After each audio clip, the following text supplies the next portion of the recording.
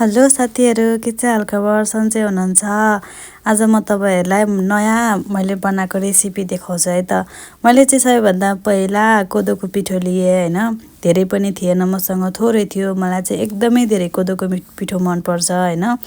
अन्त कोदोको हरेक आइटम मलाई अनेक थरी बनाएर खान मन लाग्छ।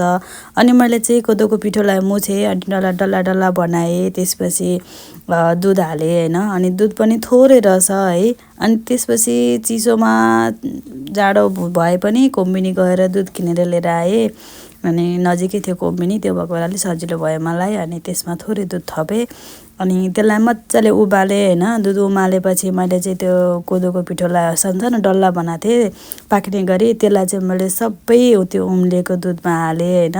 अनि उम्लेको दुधमा हालेर चाहिँ केही समय त्यसलाई मजाले पकाउनुपर्छ, त्यो डल्ला पाक्ने गरी होइन।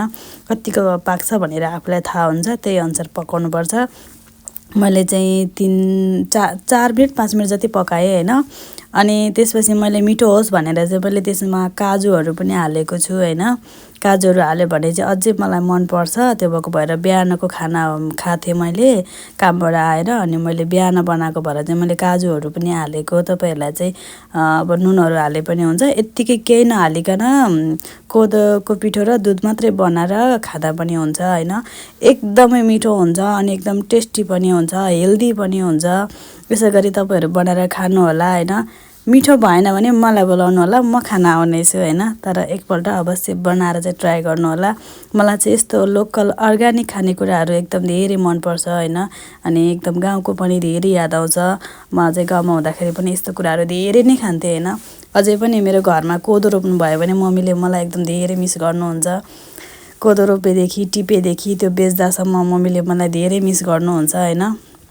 त्यो भएको भएर म चाहिँ एकदमै कोदो लभर भन्छ नि त्यस्तै हो होइन। अनि धेरै मनपर्छ।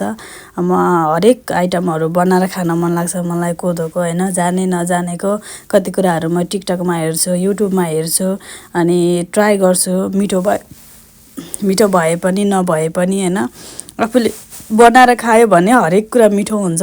मेन कुरा सन्तुष्टि हो होइन। सन्तुष्ट भएर खानुपर्छ। सबै कुरा ज्यानमा पनि लाग्छ, मिठो पनि हुन्छ होइन। जति आफ्नो टाइम छ, जति फुर्सद छ, फुर्सद निकालेर बनाउनु होला। अनि मिठो मिठो बनाएर खानु होला। हजुरहरू पनि यस्तै गर्नु होला। कस्तो हुन्छ सबैजनाले कमेन्ट गर्नु होला है त। So by by, have a nice day.